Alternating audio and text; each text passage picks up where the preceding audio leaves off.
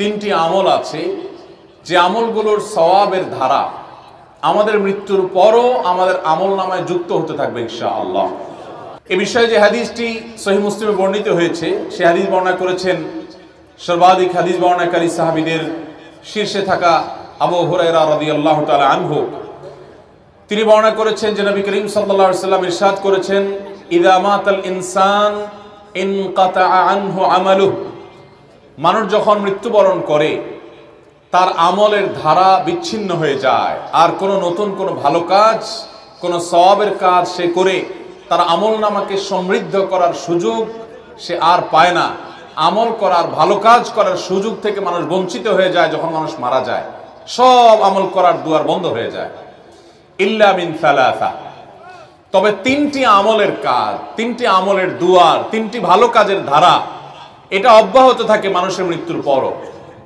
তার প্রথমটি হলো ইল্লা মিন সাদাকাতিন জারিয়াহ, যদি কেউ জীবদ্দশায় কোনো এমন দান রেখে যায় যে দানটা ওয়ান টাইম দান না, যে দানটার উপকারিতা দীর্ঘমেয়াদ পর্যন্ত, দীর্ঘ সময় পর্যন্ত অব্যাহত থাকে, এইরকম কোনো দান যদি কেউ রেখে যেতে পারে, সে দুনিয়া থেকে চলে যায়, ওই দান যতদিন পর্যন্ত তার কার্যকারিতা, তার উপকারিতা বেনিফিশিয়ারিরা ভোগ করতে থাকেন, ততদিন পর্যন্ত তার আমল নামে সওয়াব যুক্ত হতে থাকে, অ্যাড হতে থাকে। সাদকায়ে জারিয়া, সাদকায়ে জারিয়া কাকে বলা হয়? সাদকায়ে জারিয়া বলা হয় ওই দানকে যেই দানের উপকারিতা চলমান থাকে দীর্ঘমেয়াদ পর্যন্ত। যেমন আপনি একটা মসজিদ নির্মাণ করলেন, আপনি একটা মাদ্রাসা নির্মাণ করলেন, আপনি একটা ইতিমখানা নির্মাণ করলেন, আপনি একটা কালভার্ট তৈরি করে দিলেন কোনো এমন এলাকায় যে এলাকায় কালভার্ট তৈরি করার মতো কোনো ব্যবস্থা নেই, তারা কষ্ট করছে, কোথাও রাস্তা ভাঙা, আপনি একটা রাস্তা করে দিয়েছেন বা ঠিক করে দিয়েছেন, আপনি কোথাও একটা টিউবওয়েল করে দিয়েছেন, আপনি কোথাও কোনো একটা গরিব মানুষের কোনো সমস্যার স্থায়ী সমাধান করে দিয়েছেন, একটা ঘর করে দিয়েছেন, আপনি একটা বৃক্ষ রোপণ করেছেন, যে গাছটা ঠিক আছে, বড় হয়েছে, ফল দিয়েছে, ছায়া দিচ্ছে, অক্সিজেন দিচ্ছে, এটা সাদকায়ে জারিয়া। তো এরকম কোন সাদকা যদি কেউ করে যায়, তাহলে এই সাদকা, এই দানের বেনিফিট, এর উপকারিতা যতদিন পর্যন্ত চলতে থাকে। যে মসজিদ আপনি নির্মাণ করে মারা গেলেন, আপনার মৃত্যুর পর ওই মসজিদে যতদিন আজান হবে, যতদিন সালাত হবে, যতদিন জামাত হবে, যতদিন ইলম হাসিল করবে মানুষ, তালিম শিখ করবে, ততদিন পর্যন্ত মানুষ শিখে আমল করে যত সওয়াব পাবে, আপনি এই মসজিদ নির্মাণ করার কারণে আল্লাহ আপনাকেও সে পরিমাণ সওয়াব দিবেন। এবং মসজিদ একা নির্মাণ করতে পারছেন না, তো মসজিদ নির্মাণের কাজে এক বস্তা সিমেন্ট কিনে দিলেন, 2-4-10টা ইট কিনে দিয়েছেন। নির্মাণের কাজে, মসজিদের নির্মাণের কাজে আপনি অংশগ্রহণ করেছেন আপনার সামান্য সামর্থ্য দিয়ে। তাহলে এর কারণে আপনি, আমি দুনিয়া থেকে চলে যাব, যতদিন আপনার সে ইট মসজিদের দেয়ালে লাগা থাকবে, যতদিন আপনার সে সিমেন্ট মসজিদের ওয়ালে লাগা থাকবে, ফ্লোরে লাগা থাকবে, ততদিন পর্যন্ত মসজিদ দ্বারা মানুষ উপকৃত হবে, আর আপনার আমল নামে সওয়াব যেতে থাকবে ইনশাআল্লাহ। সাদকায়ে জারিয়া রেখে যাব তো ইনশাআল্লাহ। এমন এমন অবাগা মৃত্যু যেন কারো না হয়, যে মৃত্যু সাদকায়ে জারিয়া ছাড়া হয়েছে, কোন সাদকা জারিয়া রেখে যাওয়া ছাড়া হয়েছে। এই জন্য কখন মৃত্যু হবে আমরা জানি না। আজই সংকল্প করুন যে আমার মৃত্যুর আগে আমি 2-4টা সাদকায়ে জারিয়া রেখে যাব, আমি 2-10-20টা গাছ লাগিয়ে যাব। এর মধ্যে যদি 1-2টা গাছ নিজে হাতে পরিচর্যা করে বড় করে রেখে যেতে পারি, এটা ফলজ গাছ হয়, এটা ছায়াদার গাছ হয়, এটা বনজ গাছ হয়, এই গাছ থেকে কোনোভাবে মানুষ, কীট পতঙ্গ, আল্লাহর প্রাণীকুল উপকৃত হয়, তাহলে যতদিন এই গাছ ছায়া দিবে, যতদিন এই বৃক্ষ অক্সিজেন দিবে, যতদিন এই গাছ ফল দিবে, নবী সাল্লাল্লাহু আলাইহি সাল্লামের হাদিসের ভাষ্য মতে ততদিন আমার কবরে, আমার আমল নামাতে সওয়াব যুক্ত হতে থাকবে। তাহলে একটা আমলের কথা আমরা জানলাম যে আমাদের মৃত্যুর পর এই আমলের সওয়াব আমাদের অ্যাকাউন্টে যোগ হতে থাকবে। ভাইরা আমার, যে মৃত্যুবরণ করেছে, মান মাতা ফাকাদ কামাত কিয়ামাতুহু, যার দুটি চোখ বন্ধ হয়ে গেছে তার কিয়ামত শুরু হয়ে গেছে। ভাই, তার হিসাব শুরু হয়ে গেছে, সে আসল জগতের সন্ধান পেয়ে গেছে, মুখোমুখি হয়ে গেছে। তার চাইতে অসহায়, তার চাইতে ইবাদত বন্দিগির জন্য আকুলতা, ব্যাকুলতা, অস্থিরতা এটা প্রকাশকারী মানুষ আর আল্লাহর সৃষ্টি জগতে কেউ নাই। জীবনের আসল বাস্তবতার মুখোমুখি হয়ে গেছেন তিনি। ওই সময়টাতে আমাদের আমল নামায় যদি সওয়াব নতুন নতুন করে যুক্ত হয়, আমরা যদি আল্লাহর কাছে মর্যাদা উন্নীত করতে পারি, আযাব থেকে মুক্তির কোনো একটা পথ যদি ত্বরান্বিত হয়, কত ভালো লাগবে। এই জন্য আমাদের প্রিয় নবী সাল্লাল্লাহু আলাইহি সাল্লাম অনন্ত অসীমকালের যে যাত্রা, যে জীবন আসছে, সে জীবনে আমরা যেন সহায় সম্বলহীন না হই। আমরা যেন শুধুমাত্র নৈরাশ্য নিয়ে পড়ে না থাকি, বা আমরা যেন হতাশ না হতে হয়। সেজন্য প্রিয় নবী সাল্লাল্লাহু আলাইহি সাল্লাম আমাদেরকে বাতলে গেছেন যে আমাদের মৃত্যুর আগে যেন এই তিনটা সওয়াবের রুট, সওয়াবের রাস্তা, সওয়াবের পাইপলাইন যেন আমরা খোলা রেখে যাই। তার প্রথমটি হলো সাদকায়ে জারিয়া। সাদকায়ে জারিয়া রেখে যাবো তো ইনশাআল্লাহ। মৃত্যু কখন হবে জানি না। একজন যুবক, একজন তরুণ মৃত্যু হয়ে যেতে পারে কি পারে না। অতএব বৃদ্ধ বয়স হওয়ার অপেক্ষা নয়, আজ এবং এখনই কোনো সাদকায়ে জারিয়া, একটি নয় কয়েকটি সাদকায়ে জারিয়া। অনেক বেশি পারেন না, দরকার নাই অনেক বেশি। আপনি একটা ইট মসজিদে কিনে দেন, আপনি একটা ইট একজন গরিবের বাড়িতে নির্মাণের কাজে লাগাই দেন, আপনি একজন গরিবকে এমন কিছু করে দেন যেটা তার দীর্ঘমেয়াদে, একটা রিক্সা কিনে দেন, একটা সেলাই মেশিন কিনে দেন, এমন কিছু করে দেন যে এটার উপকারিতা দীর্ঘদিন সে পেতে থাকবে। চেষ্টা করবো না ইনশাআল্লাহ? আল্লাহ তাআলা আমাদের সবাইকে সাদকায়ে জারিয়া বেশি বেশি করার তৌফিক দান করুন। কারোর বাড়িতে টিউবওয়েল নাই, অনেক দূর থেকে পানি আনা লাগে, আপনি কষ্ট করে নিজে পারেন না তো কয়েকজন মিলে টাকা জোগাড় করে একটা টিউবওয়েল বসায় দেন। এই টিউবওয়েল যতদিন থাকবে তারা পানি পান করবে, আল্লাহ আপনার আমল নামে, আপনি দুনিয়া থেকে হয়তো চলে যাবেন, সওয়াব দিতে থাকবেন। তাহলে একটা পেলাম যে মানুষের মৃত্যুর পর সকল আমলের দুয়ার বন্ধ হয়ে যায়, আমরা জানি, কিন্তু এই আমলের দুয়ার, এটার সব যুক্ত হওয়ার পথ খোলা থাকে সাদকায়ে জারিয়া রেখে গেলে। দ্বিতীয়, আও ইলমুন ইউনতাফাউ বিহি, এমন উপকারী ইলম যেটা থেকে অন্যরা উপকৃত হতে থাকে। এটা যদি রেখে দুনিয়া থেকে যাওয়া যায়, তাহলে আপনার রেখে যাওয়া জ্ঞান থেকে যত মানুষ উপকৃত হবে, তারা আমল করবে, অন্য আরো মানুষকে শেখাবে, এই সকল মানুষের যে সওয়াব আহরণ হবে ইলম অর্জন করে, জ্ঞান অর্জন করে, কোরআন হাদিসের কথা জেনে শিখে শেখানোর মাধ্যমে, আপনি যে শুরুটা করে দিয়ে গেছেন, আপনার আমল নামাতে সওয়াব যুক্ত হতে থাকবে। এই জন্য নিজের ছেলে মেয়েকে সূরা ফাতিহা শেখানো নিজে করবেন, নিজের ছেলে মেয়েকে কোরআনের শিক্ষা সবার আগে নিজে শুরু করবেন, নিজে বিসমিল্লাহ করবেন, তাদেরকে শেখাবেন। শুধু ছেলে মেয়ে কেন, আপনি একজনকে একটা দোয়া শিখিয়েছেন, তিনি দোয়াটা সবসময় আমল করেন, 10 জনকে শিখিয়েছেন, 10 জনের ভিতরে একজন নিয়মিত আমল করেন, তিনি আবার আরো 2-4-5 জনকে শেখাচ্ছেন, এর মধ্যে আপনার মৃত্যু হয়ে গেল। ওই যে আপনি শিখিয়ে দিয়ে গেছেন, সেজন্য সে আমল করছে, যতদিন সে আমল করবে তার সব তো সে পাবেই। আল্লাহ তাআলা আপনাকে বোনাস হিসাবে, যেহেতু আপনি শিক্ষক ছিলেন, আপনি এর ধারাটা শুরু করে দিয়ে গেছেন, এজন্য তার সমপরিমাণ সওয়াব, এমনকি তিনি আরেকজনকে শিখাচ্ছেন, এইভাবে ধারা যতদিন পর্যন্ত যাবে, যতদূর পর্যন্ত যাবে, তাদের সবার সমপরিমাণ সওয়াব আল্লাহ তাআলা আপনার অ্যাকাউন্টে যোগ করবে। তাহলে ভাইরা আমার, উপকারী কোনো জিনিস শিখলে আমরা মানুষকে বলতে ভুল করব। আজকে যে হাদিসটি আমি পাঠ করছি, এই হাদিসটাও আপনি জানার পর আপনি 10 জন, 20 জন, 30 জনকে জানাবেন, যাতে অন্যরাও শুরু করে দেয়। তাহলে আপনার বিজনেস চালু হয়ে যাবে, যে তারা আমল করবে, আপনি শিখিয়েছেন, এই জন্য আপনাকে আল্লাহ রাব্বুল আলামিন সওয়াব দিবেন, বঞ্চিত করবেন না। ভাইরা আমার, নবী করিম সাল্লাল্লাহু আলাইহি ওয়াসাল্লাম তিনি আমাদেরকে উপকারী ইলম, যে ইলমটা মানুষকে উপকার দিবে, মানুষকে ভালো পথে আনবে, এটা আমলের দিকে আনবে, গুনাহ থেকে দূরে সরাবে, সে আমলটাকে বিস্তার করবার জন্য, সেটাকে ছড়িয়ে দেওয়ার জন্য, অন্যদেরকে শেখাবার জন্য তিনি আমাদেরকে নির্দেশ করেছেন। আমরা সে চেষ্টা করব তো ইনশাআল্লাহ। তাহলে ভালো কিছু জানার পর সেটা শুধু নিয়ে বসে থাকবো না, অন্য মানুষদেরকে শেখাবো, রেখে যাব। আপনি একটা ভালো বই লিখেছেন আল্লাহকে খুশি করবার জন্য, দুনিয়ার ধান্দা সেখানে ছিল না।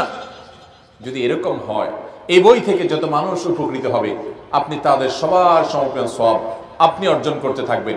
এমনকি জাগতিক এলেমও যদি হয়, আপনি একজনকে এমন বিদ্যা শিখালেন যে বিদ্যা দ্বারা সে মানুষের সেবা করবে, আপনার উদ্দেশ্য যে এর বিনিময়ে আপনি আল্লাহর কাছে আজর এবং সওয়াব চান, অন্য কিছু না। এই আশায় যদি আপনি করেন, তাহলে এই জাগতিক জ্ঞানটাও যদি কাউকে শিখান এবং উদ্দেশ্য তার দ্বারা মানুষের সেবা করবে, আল্লাহ তাআলা আপনাকে তার মাধ্যমে সওয়াব দান করবেন। তাহলে মানুষকে শেখানো, উপকারী জ্ঞান রেখে যাওয়া, এই কাজটা আমরা করবো তো ইনশাআল্লাহ। ভাইরা আমার, হারামের ইমাম শেখ সুদাইস, শেখ সুরাইম, অন্যান্য যে ইমামরা আছেন, ওনাদের সূরা ফাতিহা পাঠ করার পর কত মানুষ তাদের সাথে আমিন বলেন। এবং কত মানুষ তাদের তেলাওয়াত শুনেন, কত মানুষ তেলাওয়াত শুনেন, যত মানুষ শুনেন সবাই সওয়াব পাচ্ছেন।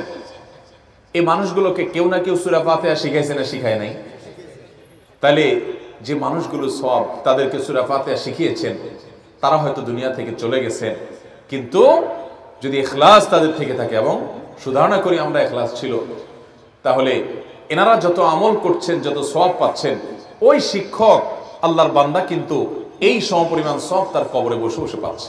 মান সান্না সুন্নাতান হাসানাতান ফালাহু আজরুহা ওয়া আজরু মান আমিলা বিহা মিন গায়রি আন ইউনকাসা মিন উজুরিহিম শাইআ। নবীজি বলেছেন, আল্লাহর কোন বান্দা যদি কোথাও কোনো ভালো কাজ চালু করে দেয়, শুরু করে দেয়, প্রচলন দিয়ে দেয়, মানুষকে শিখায়, সবার মধ্যে অভ্যস্ত করে দেয়, তাহলে যত মানুষ তার দেখা দেখে আমলটা করবে, ওই ব্যক্তি যে আমলটা চালু করে দিয়েছেন তাদের সওয়াব তো তারা পাবেই, তাদের সওয়াবের সমপরিমাণ বোনাস সওয়াব ওই ব্যক্তিকে আল্লাহ তাআলা দান করবেন। তাহলে আমরা উপকারী জ্ঞান দুনিয়াতে রেখে যাব তো ইনশাআল্লাহ। কোন একটা কোরআনের আয়াত আপনি শিখেছেন, কোন একটা হাদিস আপনি শিখেছেন, বাল্লিগু আন্নি ওয়ালাউ আয়া, নবীজি বলেছেন আমার কাছ থেকে একটি আয়াতও যদি শিখে থাকো এটা আরেকজনের কাছে পৌঁছে দাও।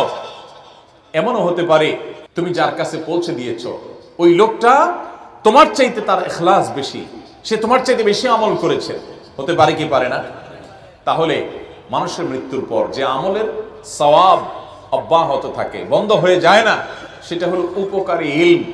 আমরা কোনো কার্পণ্য করব না, হেজিটেশন করব না, দ্বিধা করব না, কোনো প্রকার সংশয় আমাদের মধ্যে যেন না হয়।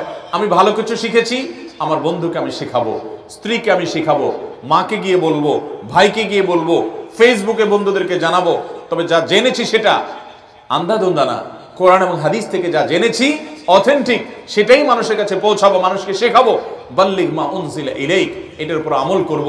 আল্লাহ যে তার রাসূলকে বলেছেন যে আপনার প্রতি যা নাজিল হয়েছে ওইটার তাবলীগ, ওইটার প্রচার আপনি করেন। অতএব আমরা কোরআন এবং হাদিসের কথা, উপকারী ইলমের কথা, মানুষের কল্যাণ হয় সেরকম জ্ঞানের কথা অন্যকে শেখাবো, শিখতে সাহায্য করব, এবং তার জন্য যত রকমের উদ্যোগ আছে গ্রহণ করব। এর মাধ্যমে আমি যে সওয়াবের ধারা চালু করে গেছি, এর মাধ্যমে আমার আমল নামায় সওয়াব যুক্ত হতে থাকবে, অথচ আমি দুনিয়া থেকে চলে গেছি। চেষ্টা করবো তো ইনশাআল্লাহ। নাম্বার 3 এবং শেষ, আও ওয়ালাদুন সালেহ ইয়াদউ লাহ, যদি কোনো সৌভাগ্যবান পিতা এমন সন্তান রেখে যেতে পারেন দুনিয়াতে, যে সন্তান নেক সন্তান হবে, যে সন্তান ভালো সন্তান হবে, যে সন্তান আল্লাহ ভীরু হবে, যে সন্তান হারাম হালাল মেনটেন করবে, যে সন্তান আল্লাহর ভয় অন্তরে রাখবে, যে সন্তান 5 ওয়াক্ত সালাত আদায় করবে, যে সন্তান চোখের পানি ফেলে দোয়া করতে শিখবে, যে সন্তান তার রবকে চিনে, যে সন্তান তার রাসূলকে চিনে, যে সন্তান কোরআনকে চিনে, যে সন্তান হাদিসকে চিনে, যে সন্তান ঈমানের মায়া করে, যে সন্তানের কাছে তাকওয়ার মায়া আছে, এরকম যদি একটা নেক সন্তান রেখে যেতে পারেন, আর সেই সন্তান যেহেতু নেক সন্তান, সে যদি তার বাবা মার জন্য দোয়া করে, তাহলে এই দোয়া বাবা মার মৃত্যুর পরও তাদের মর্যাদা বৃদ্ধি করতে সহযোগিতা করবে। এই দোয়ার মাধ্যমে তাদের মৃত্যুর পরও ওই যে সন্তান নেক আছে, যতদিন এই সন্তান আছে ততদিন সওয়াব পেতে থাকবে। সন্তান আবার তার সন্তানকে নেক বানিয়েছে, সওয়াব পেতে থাকবে। এই ধারা অব্যাহত থাকবে যদি নেক সন্তান দুনিয়াতে রেখে যাওয়া হয়। ভাইরা আমার, আজকের পৃথিবীতে সবচেয়ে কঠিন কাজ এটা। আপনি সাদকায়ে জারিয়া রেখে যান, সহজ। মানুষকে উপকারী ইলম শিখিয়ে যান, রেখে যান, তুলনামূলক সহজ। কিন্তু আপনার সন্তানকে আল্লাহওয়ালা বানাবেন, মুত্তাকি বানাবেন, ইমানদার বানাবেন, সহি এবং বিশুদ্ধ আকীদা পোষণকারী মানুষ বানাবেন, শিরক মুক্ত মানুষ বানাবেন, সুন্নতে রাসূলের আশিক বানিয়ে যাবেন, সিরাতে রাসূলের অনুসারী বানাবেন। আল্লাহর কসম, এর চাইতে কঠিন কাজ আরেকটা আল্লাহর জমিনে নাই। এই যুগে সবচেয়ে কঠিন কাজ সন্তানকে নেককার বানানো। এই জন্য নিজে নেককার হতে হয়। আপনার তাহাজ্জুদ দেখে আপনার সন্তান ফজর পড়া শিখবে, আপনার নফল দান করা দেখে আপনার সন্তান যাকাত দেওয়া শিখবে, আপনার নফল রোজার ইহতিমাম আর গুরুত্ব দেখে আইয়ামে 20 চন্দ্রমাসের 13, 14, 15 সোম, বৃহস্পতি, শাবানের নফল রোজা, শাওয়ালের নফল রোজা এগুলো রাখতে দেখে আপনার সন্তান শিখবে যে নফল রোজা রাখতে হয়, সে ফরজ রোজা শিখবে। আপনি যদি আপনার বাবার জুতাটা সোজা করে দেন, আপনার সন্তান আপনার জুতার উপরে পাড়া দিতে তার বিবেকে বাঁধবে, সে শিখবে। এই জন্য সন্তানকে নেক বানানোর জন্য নিজেরা নেক হতে হবে। তাদের সামনে অভ্যাস, ভালো কাজের অভ্যাস তাদেরকে গড়ে তুলতে হলে তার দৃষ্টান্ত রাখতে হবে, আল্লাহর কাছে চোখের পানি ফেলতে হবে, ভালো পরিবেশ দিতে হবে। যেই শিক্ষা দিতে গিয়ে আমার সন্তান নাস্তিকতাবাদের দিকে যেতে পারে, সে শিক্ষা নেয়ার চাইতে আমার সন্তান মূর্খ থাকুক, তারপর আমি সন্তানকে নষ্ট হতে দেব যদি মনে হয় যে সেখানে গেলে আমার সন্তানের ঈমান ক্ষতিগ্রস্ত হতে পারে।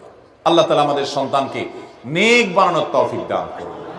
তাহলে নেক সন্তান যদি রেখে যাওয়া হয় আর সেই সন্তান যদি দোয়া করে, সেই দোয়ার কার্যকারিতা কি জানেন?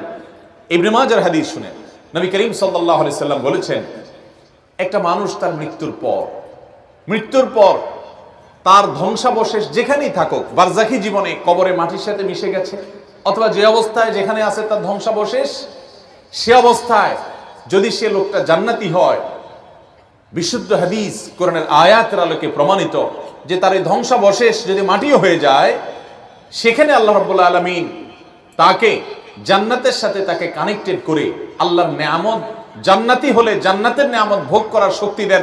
আমরা দেখি মাটি হয়ে গেছে কিন্তু সে ভোগ করছে, এটা আমরা টের পাই না। আল্লাহ তাআলা সে ব্যবস্থা করেন। আর যদি গুনাহগার হন, জাহান্নামী হয়, তাহলে জাহান্নামের শাস্তিও সে ভোগ করতে হয় এবং সেই ব্যবস্থা তার মধ্যে রাখা হয়। আল্লাহ দ্বারা অসম্ভব বলতে কিছু নেই, আল্লাহ সবই পারেন। তো সেটা হয় এই বারজাখী জীবনে জান্নাতের সাথে যার কানেক্টেড হয়, হঠাৎ করে কোন এক আল্লাহর বান্দার বা কিছু আল্লাহর বান্দার মর্যাদা বৃদ্ধি করে দেওয়া হয়। তিনি বুঝতে পারেন যে তিনি যেই শ্রেণীর জান্নাতি ছিলেন সেখান থেকে তাকে আপার ক্লাসের জান্নাতি করে দেওয়া হয়েছে, তিনি আরো প্রমোশন পেয়েছেন, জান্নাতি হিসেবে তার মর্যাদা বৃদ্ধি হয়ে গেছে। তখন তিনি আল্লাহর ফেরেশতাদেরকে ডেকে বলেন, আন্না হাজা, কোত্থেকে এটা হলো? আমি তো মরে গেছি, এখন আর আমল করে যে নিজের মর্যাদা বৃদ্ধি করবে সেই সুযোগ তো নাই, কিন্তু আমি তো ফিল করছি, দেখতে পাচ্ছি, আমি এতদিন যে জান্নাত ভোগ করতাম, এখন জান্নাতি হিসাবে আমার নেয়ামতগুলো অনেক আপার ক্লাসের, আগেরটার চাইতে কিভাবে আমার মর্যাদা বৃদ্ধি হলো, আমি এই শ্রেণীতে এই ক্লাসে কিভাবে উন্নীত হলাম। তখন ফেরেশতাদের তরফ থেকে, আল্লাহর তরফ থেকে ফেরেশতারা বলবেন, তাকে বলা হবে যে বিস্তিগফারি ওয়ালাদিকা লাক, তোমার সন্তান দুনিয়াতে তোমার জন্য দোয়া করেছে, নেক সন্তান রেখে আসছো, সে চোখের পানি ফেলে আল্লাহর কাছে দোয়া করেছেন, ওই দোয়ার কারণে তোমার মর্যাদা আল্লাহ তাআলা বৃদ্ধি করে দিয়েছে। ভাইরা আমার, এই জন্য নেক সন্তান রেখে যাওয়ার চেষ্টা করবো তো ইনশাআল্লাহ। আপনি যদি আপনার বাবা মার জন্য যারা দুনিয়া থেকে চলে গেছেন, আপনার দাদা দাদির জন্য কবরের পাশে গিয়ে সালাম নিবেদন করেন, কিবলার দিকে ফিরে তাদের জন্য আল্লাহর কাছে দোয়া করেন, আপনি যদি সেজদা পড়ে কাঁদেন, জায়নামাজে পড়ে যদি আপনি চোখের পানি ফেলেন, বুক ভাসান, আপনার সন্তান দেখে শিখবে কিভাবে পূর্বপুরুষের জন্য দোয়া করতে হয়। আমি আমার আব্বাজান রহমতুল্লাহ আলাইকে দেখেছি, রমজান মাসে বিশেষ করে মাদ্রাসা বন্ধ হলে আসতাম, দেখতাম যে কিভাবে চোখের পানি ফেলে আল্লাহর বান্দা দোয়া করতেন। তাহাজ্জুদের সময় তার কান্নার আওয়াজে আমরা শুয়ে থাকতে পারতাম না এবং আবেগ চলে আসতো, নিজেরা উঠে সেখানে পাশে দাঁড়িয়ে যেতাম, উপভোগ করতাম যে আল্লাহর কাছে কান্না, আল্লাহর কাছে দোয়া করার একটা স্বাদ আছে। ভাইরা আমার, আমি তাকে দেখতাম যে তার বাবা মা, আমার দাদা দাদি, নানা নানি এবং আত্মীয় স্বজনের নাম ধরে ধরে দোয়া করতেন। এই জন্য আপনি যদি আপনার সন্তানের দোয়া পেতে চান, আপনি আপনার নিজের বাবা মা, দাদা দাদি, নানা নানি, চাচা জ্যাঠা, শ্বশুর শাশুড়ি, আপনার ফুফু ফুফা, খালু খালা, মামা মামি, আপনার মুরব্বী গুণীজন যারা দুনিয়া থেকে চলে গেছেন এবং যারা বেঁচে আছেন, তাদের জন্য দোয়া করবেন, চোখের পানি ফেলবেন। আপনার সন্তান কিন্তু শিখবে। মানুষের সন্তান দেখে দেখে শিখে, শুনে শুনে কম শিখে, দেখে দেখে বেশি শিখে। অতএব তাদেরকে দেখাতে হবে, শেখাতে হবে। তাদেরকে যদি রেখে যেতে পারেন, তাহলে আপনি দুনিয়া থেকে চলে যাওয়ার পর যখন সবচেয়ে অসহায় হয়ে যাবে, অনেক অনেক চেষ্টা হবে, যদি একবার সুবহানাল্লাহ বলতে পারতাম আর সেই সওয়াবটা আমার নামে যুক্ত করতে পারতাম, কিন্তু রাস্তা বন্ধ হয়ে গেছে, মৃত্যু হয়ে গেছে, শেষ।